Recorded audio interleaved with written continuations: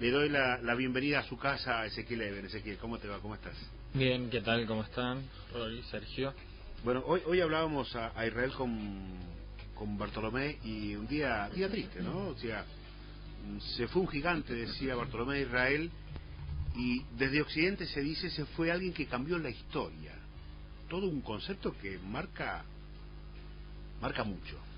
Sí, estamos hablando, por supuesto, de Shimon Peres, el gran estadista israelí que falleció a la edad de 93 años. Y hay que decir que no solamente que cambió la historia, sino que quizás es uno de los pocos hombres, en proporción a la cantidad de seres humanos que hay, que puede decir que él ha escrito la historia, ¿no? Y la ha protagonizado con sus acciones. Es uno de los últimos, el último, mejor dicho, de los padres fundadores de Israel, de aquella generación de hombres que estuvo en el principio y construyó con sus propias manos el moderno Estado de Israel. Ya habían fallecido otros nombres bastante importantes de esta generación fundacional, ¿no? Como fue el propio David Ben Gurión, Yitzhak Rabin, Moshe Dayan, etcétera, Menachem Begin. Y bueno, el que quedaba vivo era Shimon Peres, que ya hacía un par de semanas había sufrido un derramamiento cerebral masivo. Ya trascendió que estaba bastante grave. Ayer era irreversible y los médicos le habían pedido a los familiares que empezaran a despedirse y comunicar esto para porque ya era, bueno, definitiva la situación. Respecto a lo que dijo Bartolomé, vamos a agregar unos datos más sobre su obra, sobre todos los puestos y posiciones que ocupó en su extensa trayectoria. Ha sido un defensor de Israel como guerrillero, como militar después, una vez fundado el Estado, y por supuesto como político, donde se desempeñó hasta meses antes de su muerte. Bueno, Shimon Peres nació en Polonia. Fue un inmigrante en la tierra de Israel desde joven edad. A partir de allí, en los años previos a la creación del Estado, se desempeñó en la Haganah, que era la organización de defensa judía clandestina que operaba cuando estaba el mandato británico en aquellos años, y todavía no había Estado oficial de Israel. Después, ya con el Estado creado, luego de la declaración de la independencia y la posterior guerra de independencia, fue director general del Ministerio de Defensa, un miembro del Parlamento, la Knesset israelí, presidente del Partido Laborista, primer ministro, ministro de Absorción de Inmigrantes, ministro de Defensa y ministro de Relaciones Internacionales, entre otros cargos que ocupó, a veces más de una vez en cada posición. No solamente se dedicó a la defensa militar y política de Israel, sino también estuvo muy abocado a los temas de producción tecnológica y representación internacional. También fue presidente de Israel hasta hace un par de años, cargo que en principio se utilizaba de manera simbólica para grandes referentes de la política y cultura israelí, pero que él lo desempeñó de una manera más activa que sus antecesores, viajando y entrevistándose con muchísimos líderes mundiales. También fue un gran promotor de la nanotecnología e investigación del cerebro. Y entre otros de sus logros está el haber sido el arquitecto del plan nuclear israelí. Por supuesto, esto disuadiendo a muchísimos de sus enemigos de animarse a enfrentarlo en el terreno militar y nuclear. Ya sabemos que Israel está en un vecindario muy poco amistoso, y esto contribuyó a desacelerar los planes de exterminio que tenían pensados sus enemigos para el único Estado judío en el mundo. Bueno, toda esta vida dedicada a la política israelí le costó su matrimonio. Su esposa Sonia le dio a elegir entre su última actuación como presidente o dedicarse en sus últimos años a la familia. Él le expresó que dejar sus puestos en la vanguardia de la política israelí sería como condenarlo de antemano a una sentencia de muerte. Por lo tanto, decidieron seguir caminos separados, y él puso el foco en lo que más le interesó durante toda su vida, que fue, por supuesto, la representación de su país. Entre sus frases destacadas encontramos dos. una que dice: optimistas y pesimistas mueren igual, la diferencia se da en cómo viven sus vidas. Y otra frase que, tomando una sana tradición, ¿no?, expresa que dice: el verdadero líder no es un dominador del pueblo, sino un servidor del pueblo. Y servir a su pueblo fue lo que Shimon Peres hizo durante, por supuesto, toda su vida.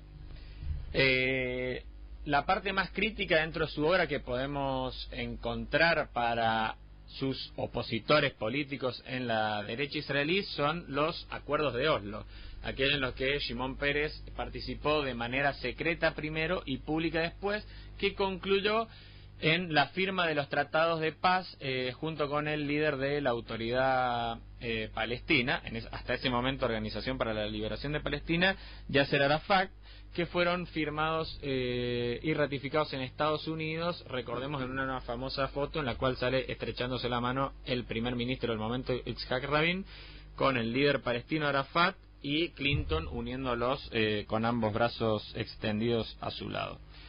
¿Por qué decimos crítica? Porque esos acuerdos de paz terminaron descarrilando, y a partir de ese comienzo en el proceso de paz, unos 2.000 israelíes murieron en atentados terroristas perpetrados por las facciones fanáticas que estaban bajo el mando de Arafat. Por ende, muchos dicen que no deberían haberse firmado esos acuerdos de paz, sino que debería haberse dejado que la OLP, que en ese momento se encontraba en bancarrota y con mucha deslegitimación internacional, cayera por su propio peso. Por supuesto, Shimon Peres también ha tenido otros, para mi gusto, desaciertos. Hace un par de años, recordemos, lo vimos plantando el olivo de la paz junto al Papa Francisco y el presidente de la Autoridad Palestina, Mahmoud Abbas, que fue el número 2 de Yasser Arafat cuando este era el líder de los palestinos. Yo en aquel entonces escribí una editorial muy dura contra los tres líderes, y a los tres los llamé hipócritas: a Shimon Peres y al Papa Francisco por buscar la paz a sabiendas de que no había intenciones de paz del lado palestino, y por supuesto el líder palestino hipócrita porque él bien por dentro sabe que por lo que ha peleado durante toda su vida es por el exterminio de los judíos y la creación de un Estado palestino, no al lado del Estado judío, sino encima del Estado judío. Creo que estos errores de Shimon Peres no los voy a obviar hoy, porque si no cualquiera me va a escuchar hablar bien de él hoy, puede googlear y va a ver lo que yo escribí anteriormente y me va a decir hipócrita a mí. Sí creo que a pesar de estos errores, varios de ellos quedan compensados por sus indudables y categóricos aciertos. Y en definitiva, si uno tiene que hacer un balance de la vida de Shimon Peres, la hago yo, por supuesto que me da positivo el saldo. Y creo que ha tenido muchísimos méritos, como dijimos, una vida entera dedicada a la defensa de Israel. Quizás coincidimos en el objetivo, pero no coincidimos en los medios para alcanzarlos, como también le debe pasar con el primer ministro Netanyahu, en la cual tenían bastantes desacuerdos respecto a este líder palestino Mahmoud Abbas, pero por ejemplo los dos denunciaron a nivel internacional y en términos coincidentes firmemente al régimen iraní, que también quiere por supuesto ser una potencia nuclear y no tiene buenas intenciones hacia el Estado judío. Bueno, dicho todo esto, resta por supuesto prestar el debido homenaje a una figura histórica, indudablemente de las más importantes en la historia del Estado de Israel y en la historia moderna del pueblo judío en general. Y por supuesto decir que se va a realizar su funeral este viernes, al cual asistirán los líderes mundiales. Obama ya confirmó la asistencia, muy probablemente esté la candidata demócrata Hillary Clinton también, entre otras grandes personalidades del mundo entero. No he visto hasta el momento que la Cancillería Argentina se haya sumado a los homenajes. Probablemente ya lo hayan hecho o lo estén por hacer. Yo no he leído nada al respecto todavía. pero sí es una muerte que ha movilizado a gran parte de la política internacional, que le reconoce el sincero esfuerzo de Shimon Peres a lo largo de toda su vida. Luego de escuchar con atención, creo que hay que dar algunos datos objetivos que un poco ponen énfasis en qué significa esto. A ver, Israel es la economía número 37 del mundo. ¿Está claro? Es la economía número 37 del mundo. Argentina está en el lugar 104 de competitividad mundial. Israel tiene una inflación del menos 0,6, la última inflación, el último interanual. El crecimiento que ha tenido Israel en investigación y desarrollo es el crecimiento más sostenido a lo largo del tiempo en el mundo.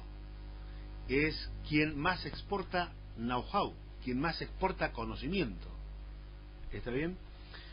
Esto está logrado lógicamente con un liderazgo fuerte que no solo se concentra en las buenas intenciones o en las buenas cuestiones filosóficas, si se quiere, sino en las buenas acciones medulares y concretos que tienen que ver con la economía de un pueblo. Evidentemente, un liderazgo con mayúsculas y en serio. Esto es lo que se ve, lo que se puede analizar objetivamente desde esta parte del mundo, leyendo, observando, investigando, y hubo una inversión fuerte, esto sí lo recuerdo, hubo una inversión fuerte de profesionales de Israel que estuvieron en Silicon Valley, volvieron y comenzaron con el desarrollo. A ver, el 80% de la producción tecnológica de Israel se exporta. O sea, esto es exportar valor agregado.